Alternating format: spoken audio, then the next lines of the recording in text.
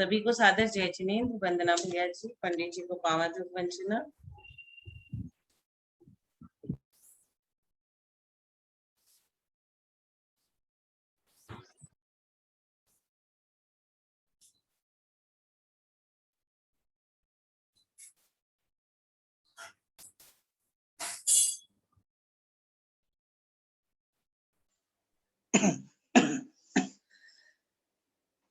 जय बोलो श्री अनंतानंत सिद्ध परमेष्ठी भगवान की जय। साहब सबको यथावत जय जी। ओम नमो अरहंताणम नमो सिद्धाणम नमो आयरियाणम नमो उवज्जायाणम नमो लोये सव्वसाहूणम। थे ज्ञान सागर गुरु मम प्राण प्यारे, थे पूज्य साधु गण से बुध मुख्य न्यारे। शास्त्रानुसार चलते मुझको चलाते, बंधु उन्हें विनय से सिर को झुकाते। बंधु उन्हें विनय से सिर को झुकाते, बंधु उन्हें विनय से सिर को झुकाते। अणमीय शीर्षाणेमिं गुणरयण विभूषणं महावीरं, संवत्सरेण निलयं पैडी समुचित्तणं गोच्छम। एक अति आवश्यक सूचना है।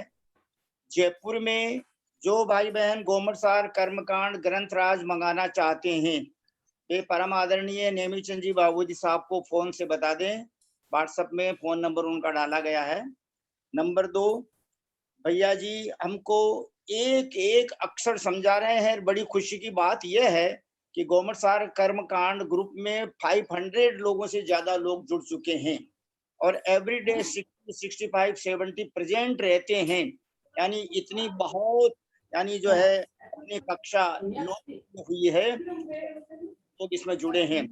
तीसरी बात, परम आदरणीय भैया जी साहब से हाथ जोड़कर हम सब भाई बहनों की तरफ से एक विनंती है, प्रार्थना है कि आप पहले श्रुत आचार्य पढ़ करके और उसके बाद में मंगलाचरण पढ़ करके आप हम सबको 5 मंगल आशीर्वाद पहले प्रदान कर देंगे तो हमको बहुत हमारा मन में हम सुन पाएंगे। प्लीज ये रिक्वेस्ट आपसे स्पेशल की गई है। और क्योंकि इस ग्रुप में बहुत से ब्रह्मचारी भैया जी भी जुड़े हैं, ऐसा विश्वस्त सूत्रों से विदित हुआ है। आदरणीय सोनू जैन जी सीए ने मेरे को कल बतलाया था। तो हम सब भाई बहन हाथ जोड़कर और श्री आदरणीय ब्रह्मचारी भैया जी के श्री चरणों में सादर प्रणाम एवं सादर वंदना निवेदन करते हुए उनसे विनम्र प्रार्थना करते हैं कि आप हमें अपने मंगलवाणी सुनाना करने की कृपा करें, प्लीज। पौर्वाणिक आचार्य वंदना क्रियायाम स्वाध्याय प्रतिष्ठायां पूर्वाचार्यानुक्रमेण सकल कर्मचार्थम भा पूजा वंदना भक्ति काल श्रवण करेंगे। पहले अपन मंगलाचरण पढ़ेंगे, उसके बाद में फिर भक्ति करेंगे। ओम नमः सिद्धेभ्य ओम नमः सिद्धेभ्य ओम नमः सिद्धेभ्य। ओकारं बिंदु संयुक्तं नित्यं ध्यायन्ति योगिनः कामदं मोक्षदं चैव ओंकाराय नमो नमः। अविरल शब्द घनोग प्रक्षालित सकल भूतल कलंका मुनिरूपास्थित तीर्था सरस्वती हरतुनो दुरितान् अज्ञानतिमिरान्धानां ज्ञानाञ्जन शलाकया चक्षुर्मीलितमेन तस्मै श्री गुरुवे नमः। श्री परम गुरुवे नमः। परम्पराचार्य श्री गुरुभ्यो नमः। सकल कलस्मिन्नंस्तं श्रेष्ठां परिवर्तकं धर्म संबंधकं भव्यजीवमनः प्रतिबोधकारकं पुण्य प्रकाशकं पापनाशनम् इदं शास्त्रं श्री गोमटसार कर्मकांड नामधेयम्। अस्य मूल ग्रंथ करता रहे श्री सर्वज्ञ देवा, तदुत्तर ग्रंथ करता रहे श्री गणधर देवा, प्रतिगणधर देवा, तेषां वतनुसार नाचार्य नेमि चंद्र सिद्धांत चक्रवर्ती वर्षम मंगलम भगवान वीरो मंगलम गोत्रो गणी मंगलम कुंद कुंदात्यो जैन धर्मोस्तु मंगलम सर्व मंगल मांगल्यम सर्व कल्याण कारकम प्रधानम सर्व धर्माणाम जैनम जयतु शासनम सर्वे श्रेतारे सावधान सेवा समन्तु। 9 बार नमोकार मंत्र का जाप करें।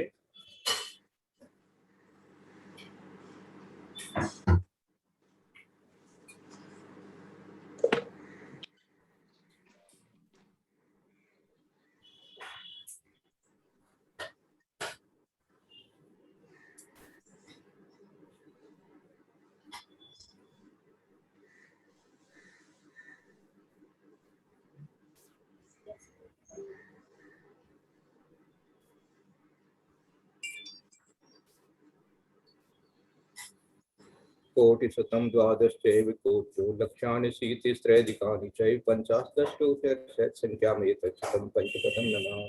अरहंत भासी अथम गणहृदेवेहिं दन्त्यं सम्मं प्रणमामि भक्तियुक्तो सुधुनानवो वहिं शिक्षा इच्छा मंत्रे सुधभक्ति कौशको को तसालोचिम अंगोवंग पर्ण पौडे पर्यमि सुध परिमाणि ओम सुवग्गय चूलिया चेव सुतत्य सु धम्म कहाहि श्रेयण सुकालम अत्यमी पूज्यमी बंदामी नमस्कामि दुखो कमखो बहुलाओ सुवैगमनं समानमनं जन्मं सत्ति भवतम् तत्पूर्वाणि स्वाध्याय प्रतिष्ठायां पूर्वाचार्यानुक्रमेण सकल कर्मशार्थं पूजा वंदना स्तव समितं श्री आचार्य भक्ति कायोत्सर्गं करोमि।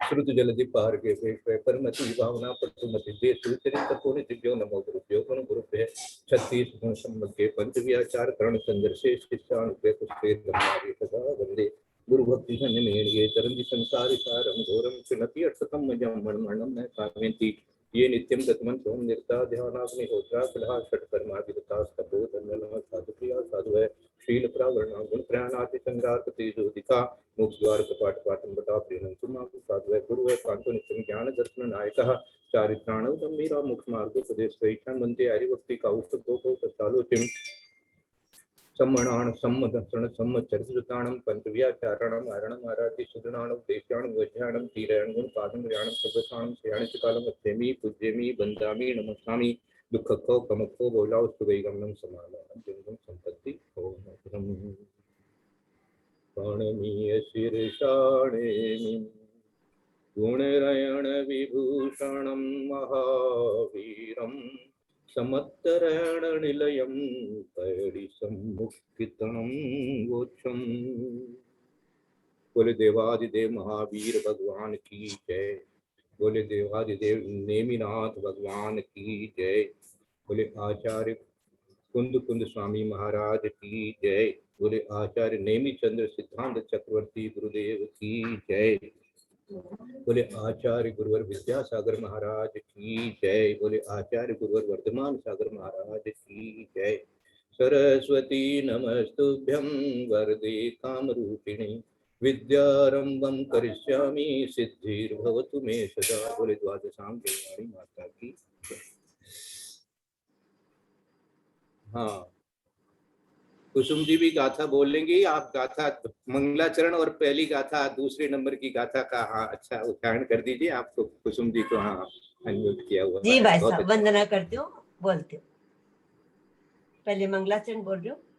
पंडित जी मांग रहे थे सबको आशीर्वाद। कोई बात नहीं हाँ, पंडित जी सबके लिए शुभ आशीर्वाद है। और सब और मैं ये भी बोलना चाह रही थी, इस ग्रंथ का उपलब्धि अपने पास शांति सागर फाउंडेशन से प्रकाशित हुए थे। कलकत्ता में भी उपलब्ध है बड़ा बाजार में। तो जिनको चाहिए उसमें आनंद प्रकाश जी का नंबर दिया हुआ है, तो वो चौरंगी पहुंचा देंगे। वहां से कोई कलेक्ट करना चाहे वो कर ले। बहुत आनंद है। गुणरयण विभूषणं महावीरं सम्मत्तरयण निलयं पैडी समुक्कित्तनं वोक्षम। दूसरी गाथा। पैडी शील सावो जीवं गाणं अणाई संबंधो कणयो वले मलम्बा ताणत्थितयं स्वयं सिद्धम। बहुत अच्छा, बहुत सुंदर। सबके लिए बहुत बहुत आशीर्वाद है। सबको पापम क्षयतु दर्शन विशुद्धिर्भवतु और कायक सम्यक्त्व भवतु और सबके लिए जो है आनंद भवतु। हैं पंडित जी आप प्रसन्न रहिए। आप प्रसन्न रहेंगे तो सब प्रसन्न रहेंगे। क्या प्रयंचन्तु न आप सब पर प्रसन्न रहेंगे तो हम सब लोगों के लिए दीपक का जैसे प्रकाश होता है वैसे ही ज्ञान का प्रकाश हम लोगों में होता रहेगा। है हाँ, आप बहुत ज्ञानी हैं, आपने ये सब सीखे हैं बहुत अच्छी तरह से, और ये कठिन ग्रंथ है, लेकिन फिर भी हम लोग देखिए ये ग्रंथ अपने को मिल जाएगा तो हम लोग कितने अच्छे से इसका स्वाध्याय कर सकेंगे। ये ग्रंथ जिस समय मैंने स्वाध्याय किया था कहीं भी उपलब्ध नहीं था, बड़ी मुश्किल से मुझे एक ग्रंथ मिला था। फिर मैंने इस पूरे ग्रंथ का तो जो है फोटोकॉपी करके और 100 ग्रंथ बनाए थे, उस समय 100 ग्रंथ बनाए थे जिल्द वगैरह लगवा करके और फिर फोटोकॉपी करके, और वो सब जगह फिर हम लोग स्वाध्याय के लिए लेते थे। आज हमारे पास में ग्रंथ बहुत अच्छी तरह से उपलब्ध है, पीडीएफ में भी उपलब्ध है, और इसके लिए बताया गया है कि भैया जो पहले जीवकांड पढ़ लेते हैं वो कर्मकांड पढ़े तो और भी अच्छा है। तो जीवकांड का भी अपने को दीदी ने बहुत अच्छा अध्ययन कराया है, और भी महाराज से भी अपने को अध्ययन मिल रहा है, प्रणमेश सागर महाराज से सब जगह से मिल रहा है, ग्रंथ भी अपने पास में है, तो वो अपने को बहुत कुछ ज्ञान उसमें से हुआ है। फिर भी अपन जो अब कर्मकांड को जो है अच्छी तरह से पढ़ेंगे तो सबसे पहले जो अपने मंगलाचरण अपन ने किया था उस मंगलाचरण में एक जो शब्द आया है पैड़ी सम्मुखितणम, इसी को आपने नीचे देखा होगा, थोड़ा नीचे कर दीजिए दीदी। हाँ देखिए ये लिखा हुआ है नीचे, पैड़ी सम्मुखितणम अर्थात पैड़ी स्वरूप निरूपणम। ये धवला पुस्तक से लिया गया है। धवला पुस्तक कह रही है 6 नंबर की धवला पुस्तक धवला पुस्तक 6 पृष्ठ 5 सूत्र 3। ये इस तरह से इसको जान लेना, ये ध पू क्या लिखा हुआ है, तो यह धवला पुस्तक 6 पृष्ठ उसका 5 और सूत्र 3, ये ऐसा इसका अर्थ है। तो ये आपकी टीका के अनुसार इस पवड़ी सम्मुखितणम का अर्थ बताया गया है पैड़ी स्वरूप निरूपणम, माने स्वरूप का निरूपण। किसका स्वरूप का निरूपण करेंगे? प्रकृति के स्वरूप का निरूपण करेंगे। अब प्रकृति तो अपने आप में ही स्वभाव है, अपने आप में ही स्वभाव है, तो स्वभाव और स्वरूप में भी अंतर होता है। उस स्वभाव का भी क्या स्वरूप है ऐसा यहाँ पर कहना चाहेंगे।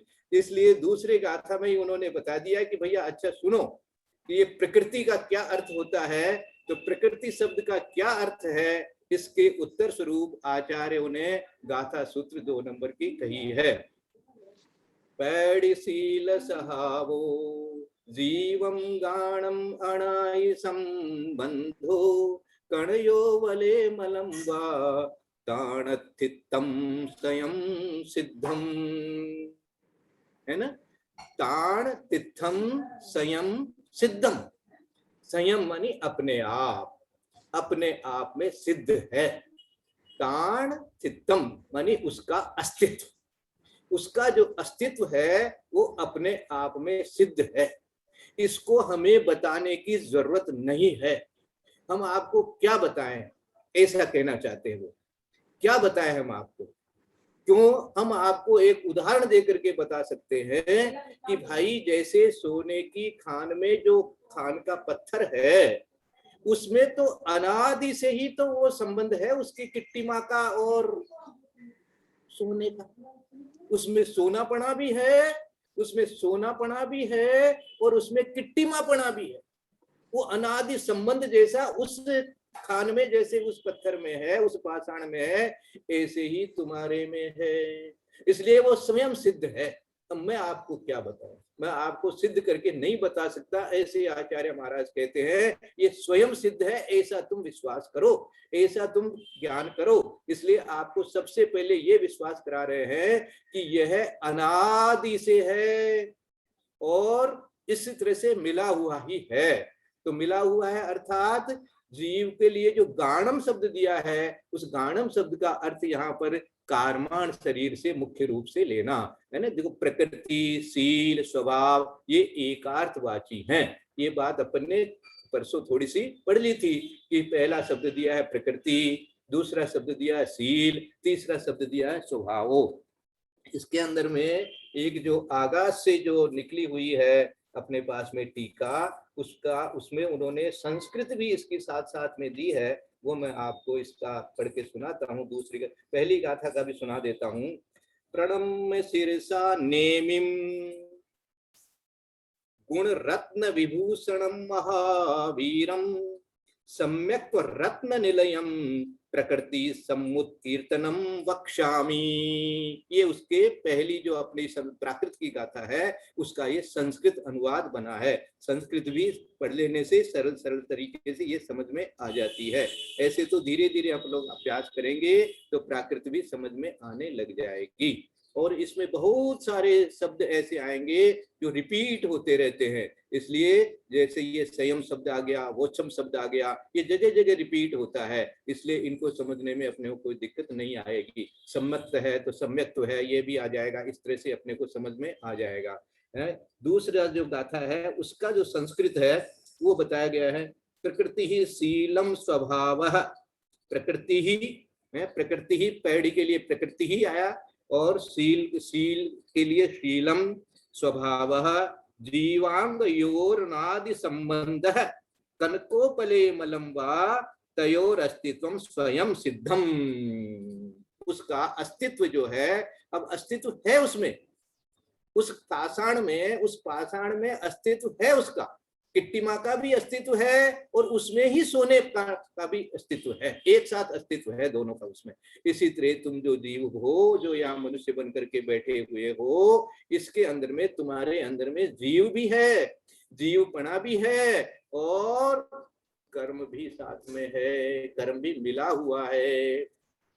अब देखो विशेषार्थ में माता जी ने क्या लिखा है कि प्रकृति का अर्थ, पहले अर्थ पढ़ लेते हैं। प्रकृति, शील और स्वभाव ये एकार्थवादी है। जिस प्रकार स्वर्ण पाषाण में किट्ट कालिमा का अनादि संबंध है, उसी प्रकार जीव और शरीर, मुख्य रूप से कार्मण शरीर का अनादि काल से संबंध है। इन दोनों का अस्तित्व स्वयं सिद्ध है। ये बात यहाँ मुख्य है कि अस्तित्व के लिए अब कोई चैलेंज करने की जरूरत नहीं है, प्रश्न पूछने की जरूरत नहीं है, किसी के पास जाने की जरूरत नहीं है ना। जैसे जो अक्षर के लिए बोला, क्या बोलते हैं वो, क्षमा मनाया ऐसे करके बोलते हैं ना, सिद्धो ऐसे करके, जो ये जो अक्षर है ये स्वयं सिद्ध है और अपने आप में ही सिद्ध है, अपने आप से ही होते हैं। पंडित जी को याद होगा, वो नाम मुझे याद नहीं रहता है, वो शुरू में बोलते हैं, जो हम लोग जब अक्षर ज्ञान करते हैं, व्याकरण पढ़ते हैं तो वो पढ़ते हैं, तो ये जो है ये स्वयं सिद्ध है बस। अब इसके लिए इसको क्या विशेषता दी है ये बताएंगे कि ये स्वयं सिद्ध है, ये कह करके वो क्या कहना चाहते हैं, और अनादि शब्द जो दिया गया है उससे वो क्या कहना चाहते हैं विशेषार्थ में। प्रकृति का अर्थ शील या स्वभाव है, और जो अपने में हो वह स्वभाव है। क्या अर्थ दिया है स्वभाव का? अर्थ क्या दिया भाई? स्वभाव का अर्थ दिया है जो अपने में हो, अपने में हो। अब आप में क्या है आप विचार कर लेना, आप में क्या है? आप में क्रोध है, मान है, माया है, लोभ है, ज्ञान है, दर्शन है, सब कुछ है। तो आपका विभाव भी, ये जो क्रोध मान माया लोभ है ना, ये भी एक तरह से कहा जाएगा अभी तो यही आपका स्वभाव चल रहा है भैया। तो जो आप में हो वो स्वभाव कहलाता है। लेकिन अब आपका जो ऐसा हो जो वास्तव में आपका हो और हमेशा ही आपका रहे, हाँ, कभी छूटे ही नहीं, वो तो आपका है। और यदि छूटने वाली चीज हो तो फिर वो आपकी कैसे मानी जाएगी? ऐसे मैं कभी कभी इस तरह से जब हम लोग चर्चा करते हैं धार्मिक भाइयों में, तो पूछता हूँ, अरे भाई आपका अपना क्या है, बताओ तो दो मेरे को, और आप किसके बने हुए हो ये बता दो मेरे को।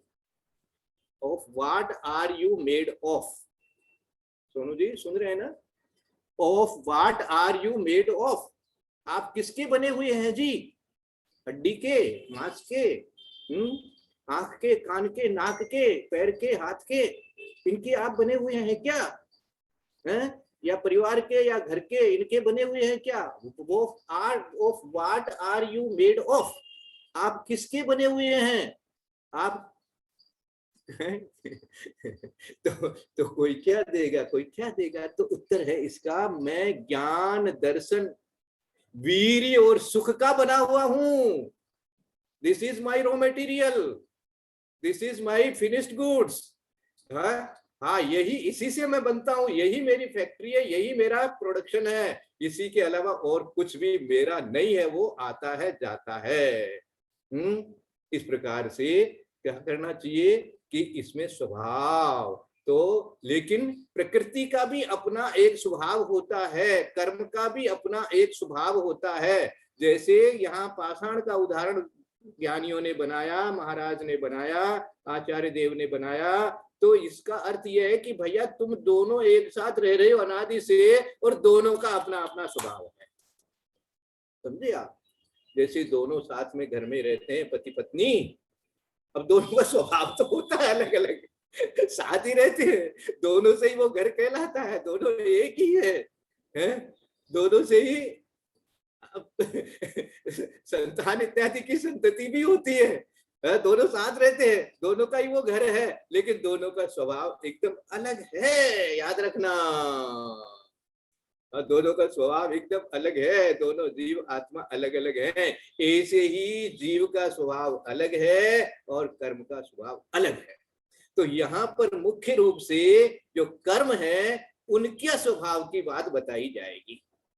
तो प्रकृति का अर्थ शील है या स्वभाव है। शील शब्द भी दिया है, इसलिए शील शब्द इसलिए दे दिया गया है कि भाई जैसा जैसा आप हो जाते हो, शील मानी क्या होता है कि जैसा आप हो वैसा जब हो जाते हो तो वो शील कहलाता है।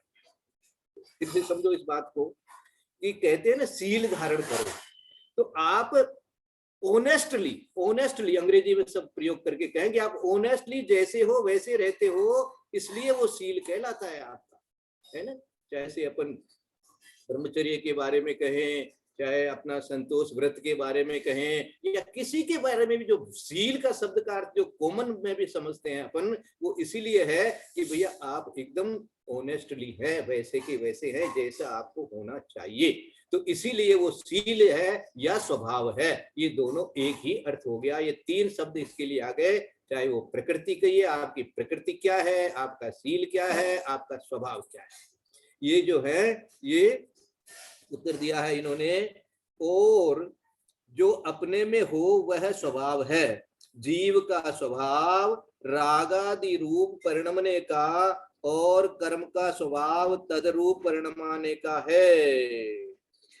इसमें इनमें जीव का अस्तित्व अहम प्रत्यय से होता है तथा कर्म का अस्तित्व जीव में ज्ञान की वृद्धि और हानि से होता है, क्योंकि आवरण कर्म के बिना तरतमता नहीं हो सकते हैं। पढ़ा आपने? हाँ, इसमें विशेषार्थ में एक लाइन और जोड़ी हुई है, वो मेरे वाले ग्रंथ में नहीं है, वो अलग दूसरी जगह पर लिखी हुई है। उत्तर क्या दिया है देखो इन्होंने कि जैसे अग्नि का ऊर्ध्वगमन, वायु का तिर्यक गमन और जल का अधोगमन स्वभाव है, उसी प्रकार अन्य कारण निरपेक्ष जो होता है और जो अपने में होता है वह स्वभाव है। ये आकाश वाली जो टीका है उसकी भाषा लिखी हुई है यहाँ पर, वो आपने लगाया है, बहुत अच्छा किया है आपने। अच्छा ठीक है, और क्या दिया? पवन का तिरछा बहना और जल का स्वभाव नीचे को गमन करना, आग का स्वभाव ऊपर को जाना। इस प्रकार तीन बातें इन्होंने लिखी है यहाँ पर, बहुत अच्छा है। अब आगे कहते हैं कि जीव का स्वभाव रागादि रूप परिणमने का। अब ये क्या हो गया भाई? जीव का स्वभाव है ये रागादि रूप परिणमने का। हमने तो पढ़ा था अभी समय सार, इतना पढ़ करके तो अभी आए हैं और कहा था कि ज्ञान दर्शन है ये तो। रागादि स्वभाव परिणमने का तो जीव का स्वभाव हमने कभी पढ़ा ही नहीं। ये आपने क्या पढ़ा रहे हो आप? बोला भैया ये जीव का स्वभाव नहीं होता तो रागादि रूप परिणमन कौन करता? वो जड़ कर रहा था क्या? तो यहाँ ये भी स्वभाव हो गया है आपका, आप में भी ऐसी संसारी अवस्था में ऐसा ही हो रहा है, वो जीव में हो रहा है। इसलिए जीव का स्वभाव रागादि रूप, देखो इस बात पर ध्यान देना, ये क्या कहना चाहते हैं यहाँ पर? जीव का स्वभाव रागादि रूप परिणमने का और कर्म का स्वभाव तद्रूप परिणमाने का है। इनमें जीव का अस्तित्व तो कैसे जानेंगे भैया? जीव है, जीव हूं मैं, तो ये शब्द याद करना, अहम प्रत्यय जो विद्वान हमारे साथ में अभी जुड़े हुए हैं उनसे निवेदन है कि जब भी कभी कोई भी प्रवचन करें या किसी भोले भाले जीवों को समझाने का मौका आवे और यदि कोई पूछे कि हम जीव हैं हम कैसे जाने, तो ये शब्द आचार्यों का दिया हुआ शब्द है, इसको उनको समझा देना। अहम प्रत्यय, अहम प्रत्यय, अहम प्रत्यय। ये अहम प्रत्यय जो शब्द कह करके कहा गया है, ये मैं जब से मैंने ये गोमटसार कर्मकांड पढ़ा है तब से मुझे ये शब्द हमेशा याद रहता है और मैं हमेशा विचार करता हूं कि तुम जीव है ये तुम कैसे जान रहे हो? अहम प्रत्यय से जान रहे हो, तुम हो।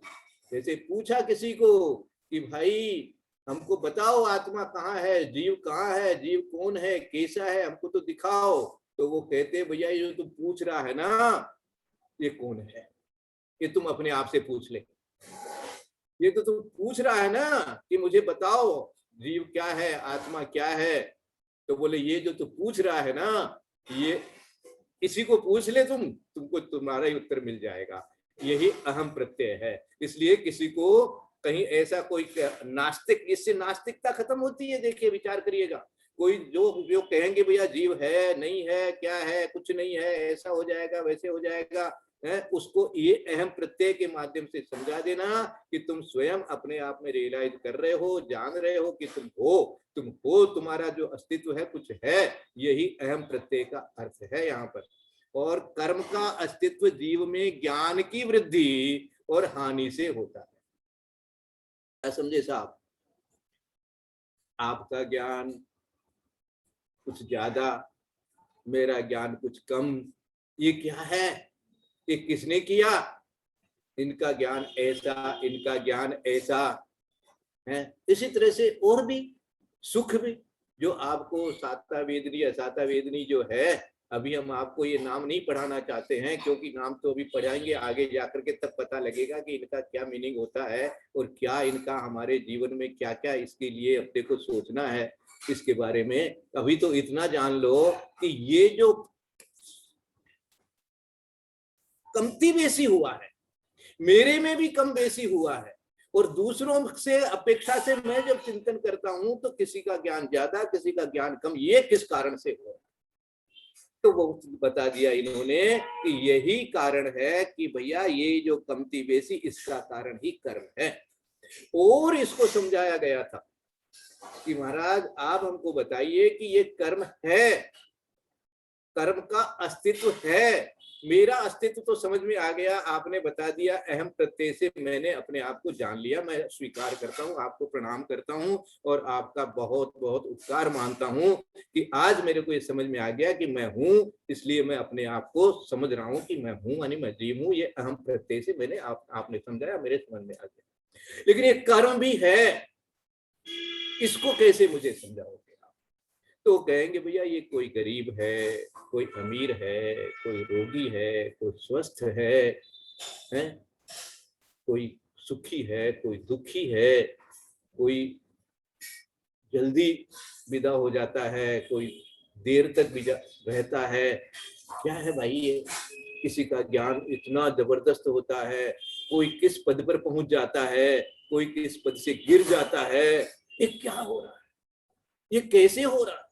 कोई तो करता होगा। अब तुम कह दो कि वो ईश्वर बैठा है वो सबको कराता है, तो भैया ऐसा तो हो नहीं सकता, वो तो कर नहीं सकता, उसको करने का कोई ऐसा काम भी नहीं है, क्यों करेगा?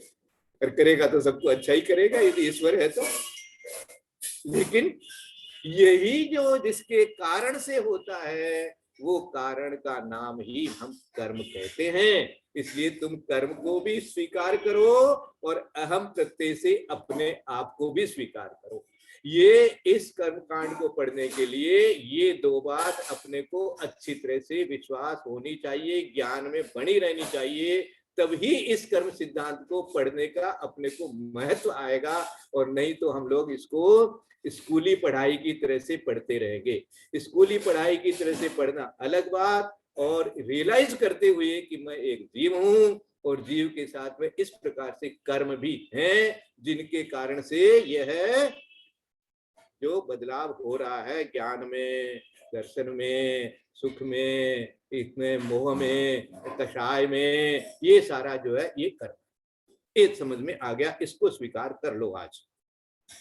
तो ज्ञान, जीव में ज्ञान की वृद्धि और हानि से सिद्ध होता है, क्योंकि आवरण कर्म के बिना तरतमता नहीं हो सकती है। आवरण कर्म के बिना तरतमता नहीं हो सकती है, मानी जैसा आवरण होगा वैसा ही वहां पर उसका दिखावा होगा। जैसे है ना, क्या बोलते हैं, कपड़ा, कपड़े से ढक दिया।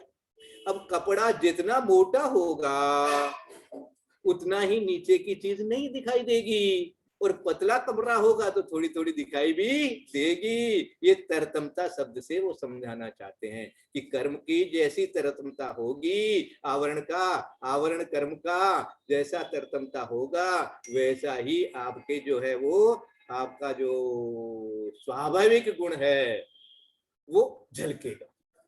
अब ये देख लो, ये कर्म का महत्व तो समझ में आ गया। ये उदय विच्छुति बंध यहीं से शुरू होता है, यहीं से वो समझाएंगे कि भैया यह ऐसे तो ये बंध गया, और ऐसे ये उदय में आया, तो उदय में कितना आया, कौन सी प्रकृति से आया, कितने अनुभाग से आया, कितने देर तक रहेगा, ये सारी चीजें इस तरतमता शब्द के माध्यम से वो आगे आपको समझाएंगे कि भैया कर्म के आवरण की जो तरतमता है उसके बिना ये तुम्हारे अंदर में जो है ये जो चेंजेस जो फील हो रहा है, बदलाव फील हो रहा है, तेरे को ऐसा लग रहा है कि कभी मेरे को इतना ज्ञान, कभी इतना ज्ञान, दूसरे को इतना ज्ञान, उसको इतना ज्ञान, इसका ये कारण।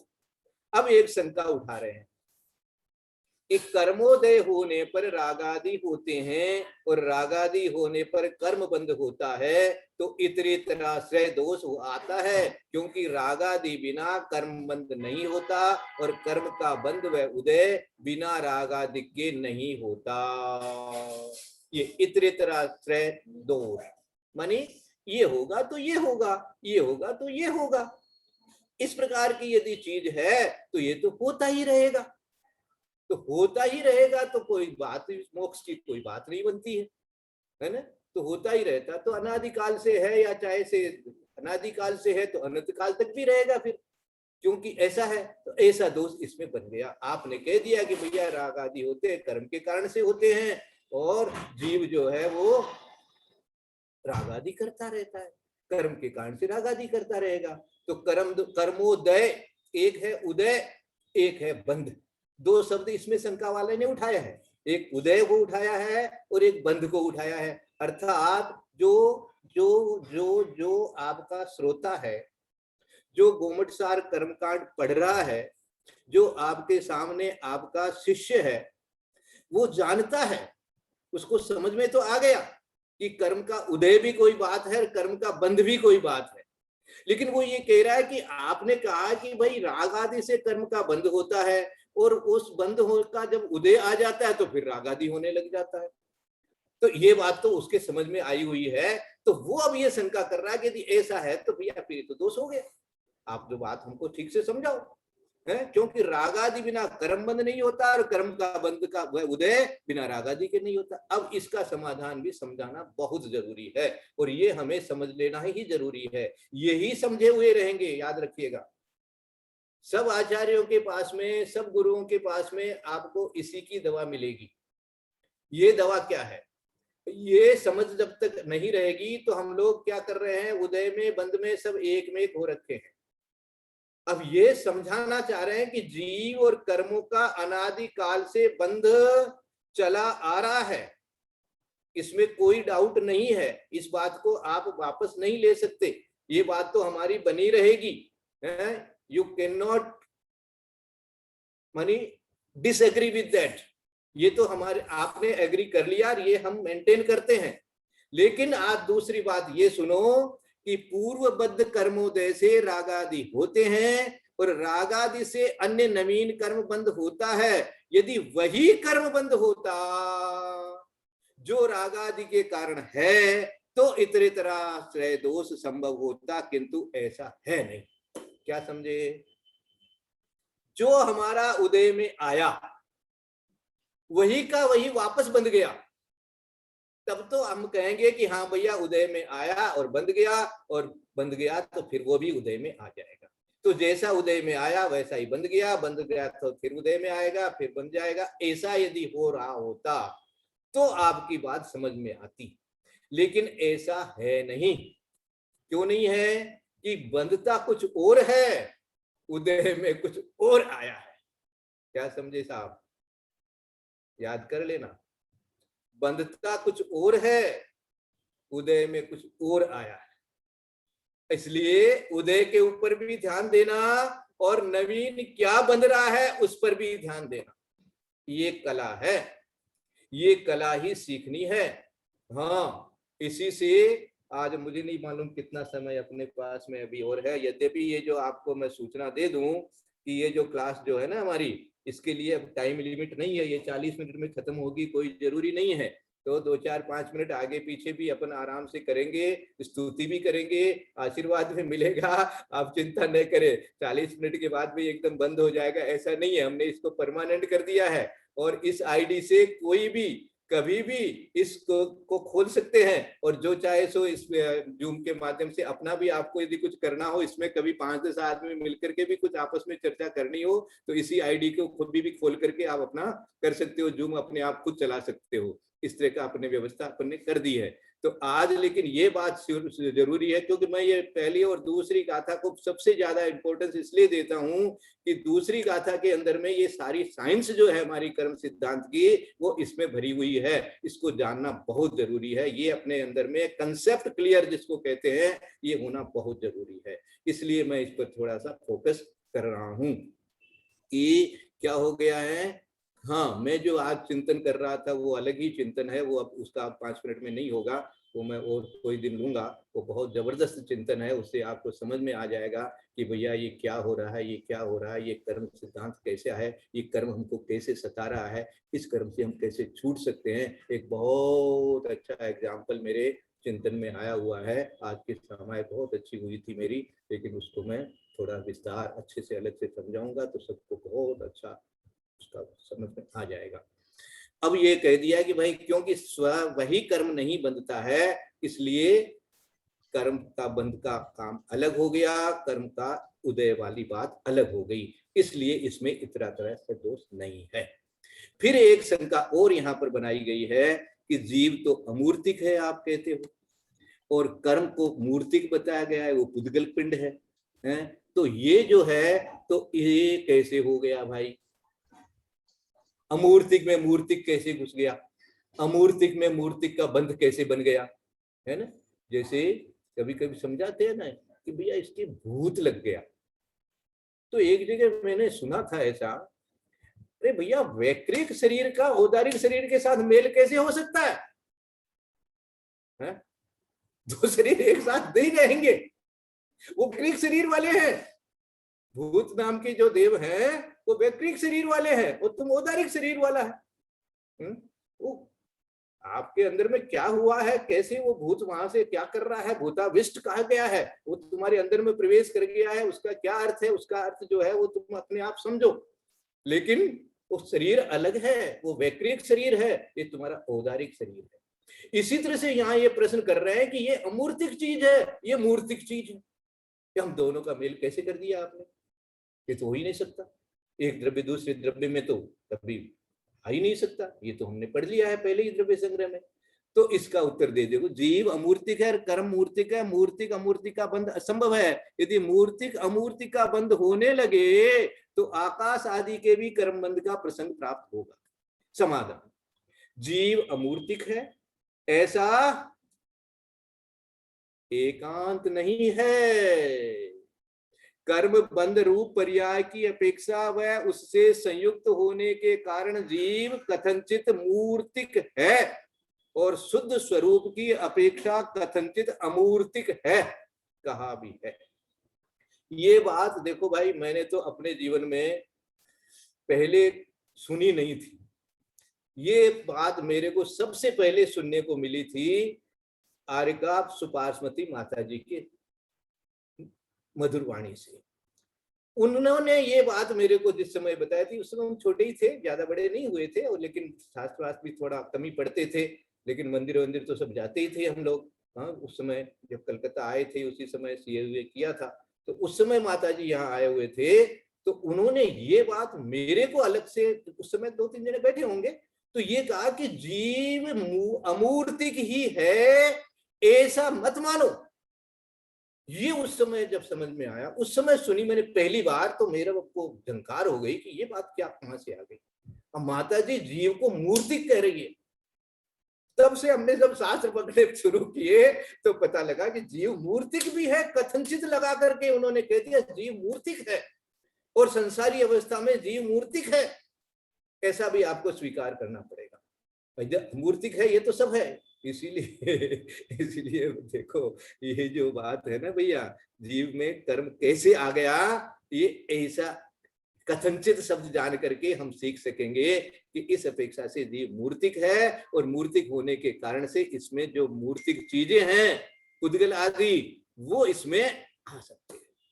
ये बात जो है आकाश द्रव्य के लिए नहीं है, ये बात धर्म द्रव्य के लिए नहीं है, ये बात अधर्म द्रव्य के लिए नहीं है। वहां कथनचित मूर्तिक अमूर्तिक नहीं लगता है, वहां कथनचित मूर्तिक अमूर्तिक नहीं लगता है, वो अमूर्तिक ही है।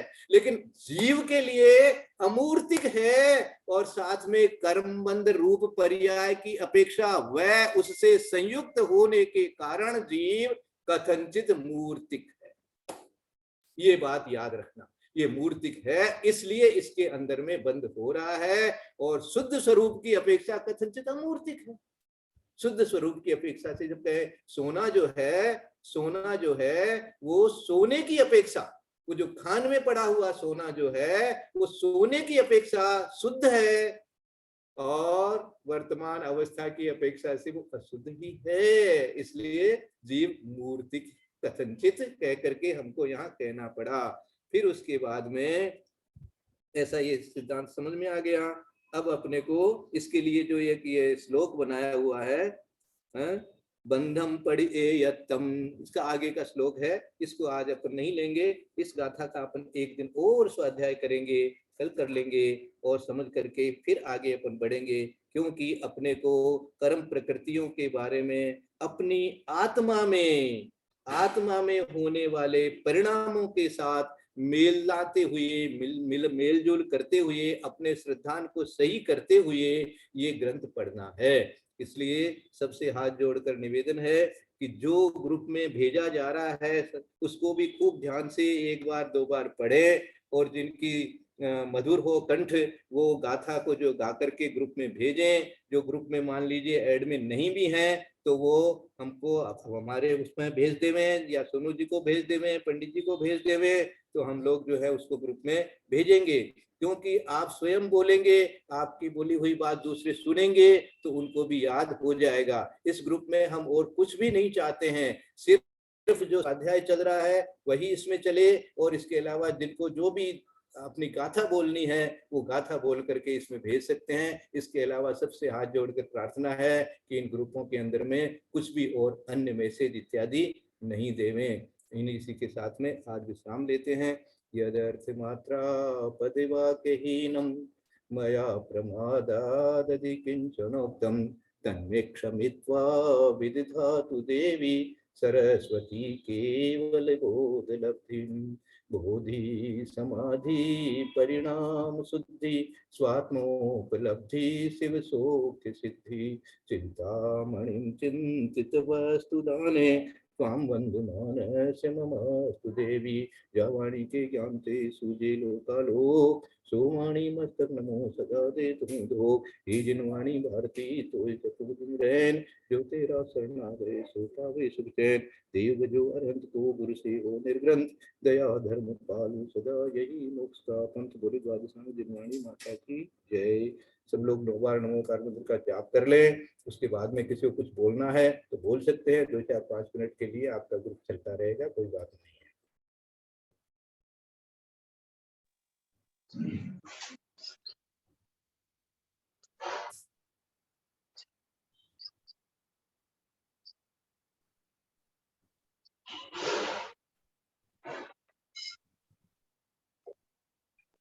वंदना भैया जी।